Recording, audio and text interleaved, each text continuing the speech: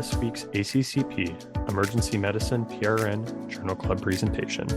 I'm your host, Christian Kroll, an emergency medicine and ICU pharmacist at the University of Iowa Hospital and Clinics. To view this recorded presentation, head to our YouTube channel at youtube.com/ACCP-EMED-PRN. And for PRN members, slides can be found under the Business Documents section on the ACCP Emergency Medicine PRN website. Well, thank you guys for being here. My name is Emily Montgomery, like Dr. Lewis said, and I am a PGY2 Emergency Medicine Pharmacy resident at Tampa General Hospital here in Tampa, Florida. And today I'm going to be presenting on Cefepime versus Piperacillin-Tazobactam in adults hospitalized with acute infection, otherwise known as the Acorn trial. Neither myself nor any of my advisors have anything to disclose for this presentation.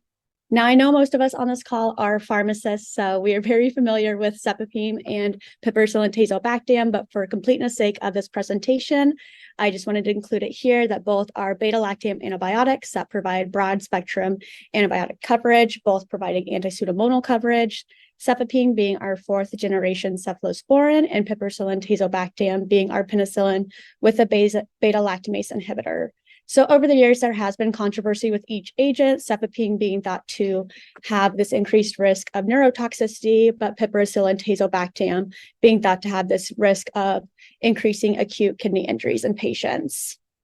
So with that in mind, I wanted to first talk about a trial that looks at Cefepime versus Piperacillin-Tazobactam in acute kidney injury. So we will be talking about the MIANO trial. So the MIANO trial, otherwise known as the association of vancomycin plus Piperacillin-Tazobactam with early changes in creatinine versus statin C in critically ill adults, was an ongoing prospective observational study conducted at the University of Pennsylvania. So this was part of a bigger project called the MESSI project, which is molecular epidemiology of sepsis in the ICU. Patients were included if they are admitted to the ICU with severe sepsis or septic shock, meeting sepsis 2 criteria. And patients were excluded if they had a lack of commitment to life-sustaining measures, a lack of consent, end-stage renal disease, dialysis within 14 days before the index date, and or a baseline AKI. And this baseline AKI was considered to be greater than or equal to 1.5 times higher than baseline creatinine for these patients. For the intervention in this trial, they looked at patients who were treated with either vancomycin and Piperacillin-Tazobactam, or vancomycin and Cefepime for greater than or equal to 48 hours. So for the primary outcome, they looked at kidney function biomarker concentrations, so both creatinine and cystatin C, measured at index and at day 2 after a combination antibiotic initiation. And then our secondary outcomes were AKI through day 14, dialysis, and 30-day mortality. So cystatin C was chosen because it's a validated kidney function biomarker that does not undergo tubular secretion, and it's shown to identify AKI earlier than creatinine, especially in patients with sepsis. However, cystatin C can be affected by multiple different variables such as body mass index, corticosteroid use, thyroid activity, cancer, diabetes mellitus, and solid organ transplantation. So we will just briefly talk about the results here since this is not the primary article of concern during today's conversation, but we had a cystatin C cohort and an antibiotic cohort. So the cystatin C cohort is looking at changes in cystatin with either vancomycin and Cefepime or vancomycin and Piperacillin-Tazobactam. And then our antibiotic cohort is looking at those differences in creatinine between the groups. So as you can see, for our cystatin C cohort, for the crude cystatin C, there really is no difference between the two groups. And then this IPTW is the inverse probability of treatment weights, and that is just how the authors adjusted for confounders in this trial.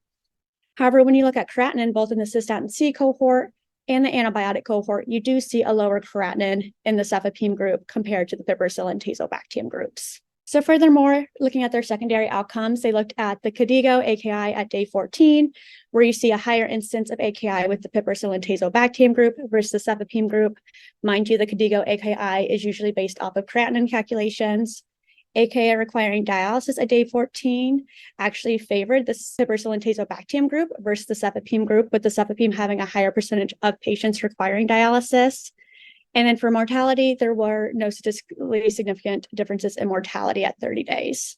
So often this trial is thought to be a landmark trial because the authors concluded that the creatinine-defined AKI during the vancomycin and Piperacillin-Tazobactam may represent pseudotoxicity. So we did see an increased risk of creatinine-defined AKI, but there were no changes in alternative kidney function biomarkers or clinical outcomes downstream from a true AKI. So the clinical takeaway from this trial was that this combination of vancomycin and Piperacillin-Tazobactam likely does elevate creatinine. However, this does not necessarily correlate with worsened kidney function. Now for the primary article of interest today is the Acorn trial. So this was the antibiotic choice on renal outcomes trial. This was a pragmatic open-label parallel group randomized comparative safety trial conducted from November 10th of 2021 to October 7th of 2022, looking at adult patients with suspected infection in the ED or medical ICU at Vanderbilt University Medical Center. And an interesting thing about this trial is they really utilized the electronic medical record integration, meaning that once the patients had these antibiotics ordered, the EMR would screen for exclusion criteria. And if patient met inclusion criteria, it would fire an alert asking the provider to opt in or opt out of the trial. However, if the antibiotic was discontinued within the trial timeframe, it also would ask the provider the reason of antibiotic discontinuation. So the purpose of this trial was to assess if Cefepime or Piperacillin-Tazobactam is better to decrease the risk of acute kidney injury and decrease the risk of neurological dysfunction. So they included adult patients greater than or equal to 18 years of age who were in the emergency department or medical ICU and had an order for Cefepime or Piperacillin-Tazobactam within 12 hours of presentation to the hospital. Patients could furthermore be eligible if they received other anti-pseudomonal antibiotics as well. They excluded patients who had an allergy to cephalosporin or penicillin, who received more than one dose of an anti-pseudomonal cephalosporin or penicillin within the previous 7 days, patients who were incarcerated, and then if the treating clinician determined that one of the medications represented a better treatment option for this patient.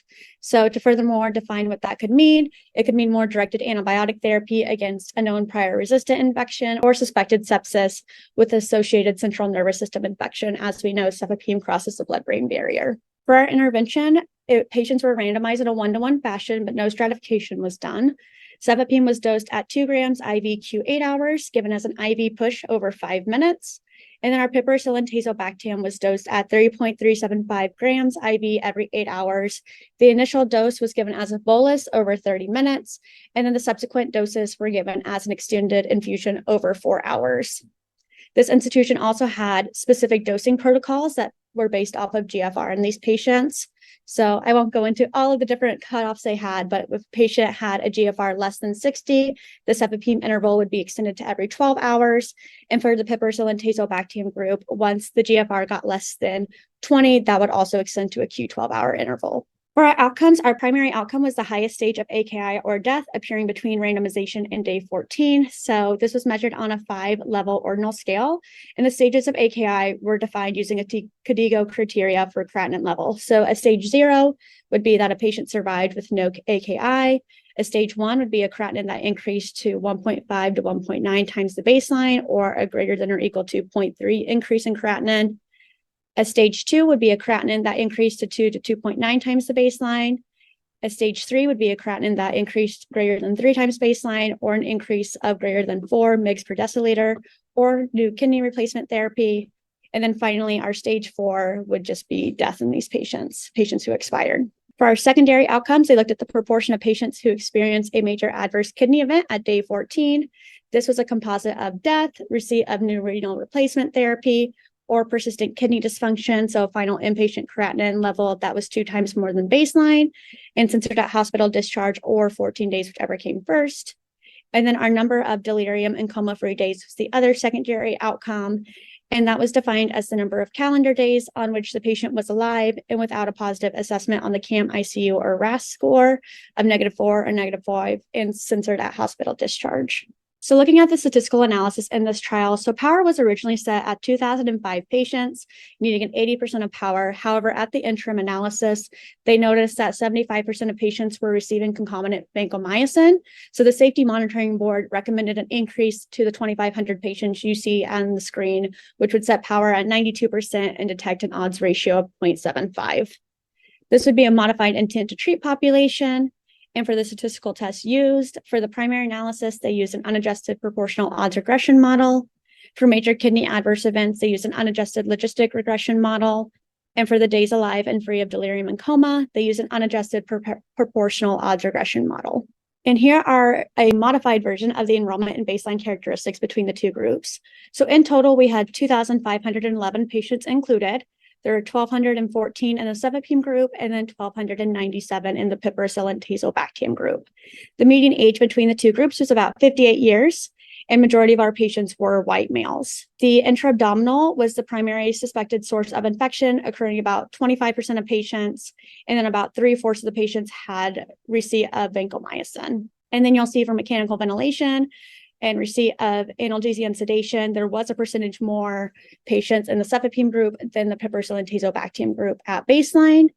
And there were also a percentage more patients having coma and delirium at baseline compared to the Piperacillin-Tazobactam group. And for our results, so first I want to point out the acute kidney injury or death by day 14.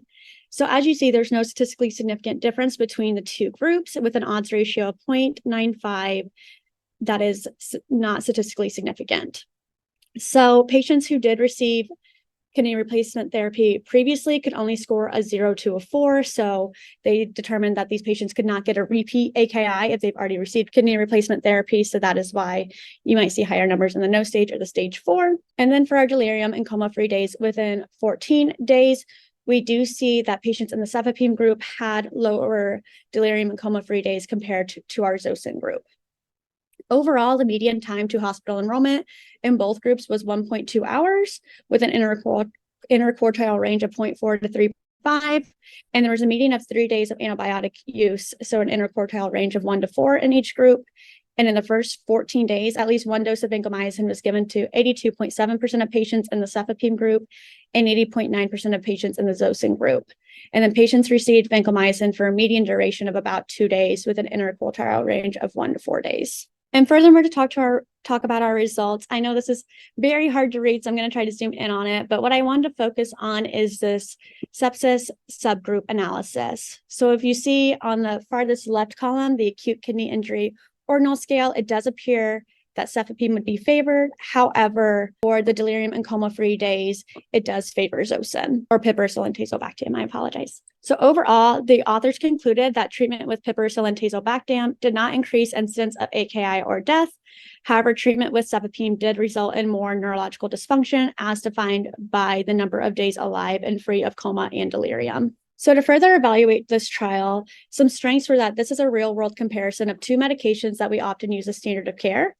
Power was set and met even after the interim analysis with having more than 2,500 patients. Our statistical tests were validated in practice, and they did demonstrate appropriate inclusion and exclusion criteria. And furthermore, there were similar demographic data between the two arms. Some limitations: this is a single institution study. With our population being majority white males, I would say it would lack external validity, and blinding was not present in this trial. For dosing and administration, I put this as a limitation because the Cefepime was given as an IV push, whereas the Piperacillin-Tazobactam was given as an extended infusion. As we know, beta-lactams, by increasing the duration that it's given, we can increase the time of the drug concentration over the MIC. So possibly by giving Cefepime as an IV push, we are not optimizing the pharmacodynamics as much as we could, like we were the Piperacillin-Tazobactam. Furthermore, another limitation would be there was a lack of documentation of underlying neurological and psychological illnesses with these patients. So being able to assess their past medical history might influence the delirium and coma scores. And then for crossover study medications, almost 1 in 5 patients in each group received at least 1 dose of the unassigned antibiotic within the first 14 days. So this is going to increase our risk of that type 2 error. So overall, our takeaways from this trial are Piperacillin-Tazobactam did not demonstrate an increased risk of an AKI.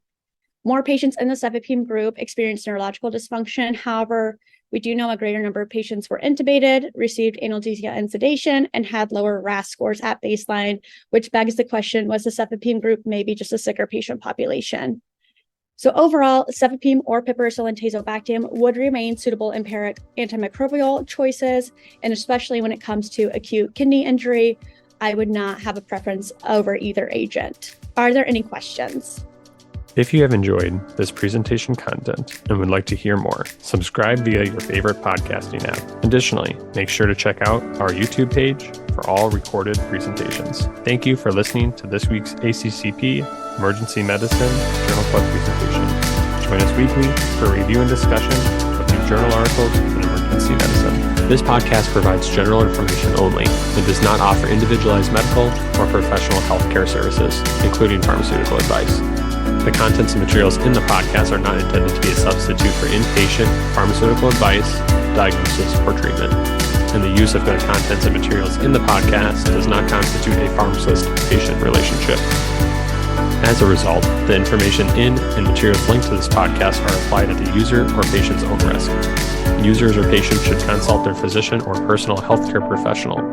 The user or patient should not ignore or delay seeking care because of something they heard on this podcast. In case of an emergency, the user or patient should contact their physician, call 911, or go to the nearest medical emergency facility. The views and statements expressed on this podcast are those of the host and guest and should not be interpreted to reflect the official position or policy of ACCP or the Emergency Medicine PRN.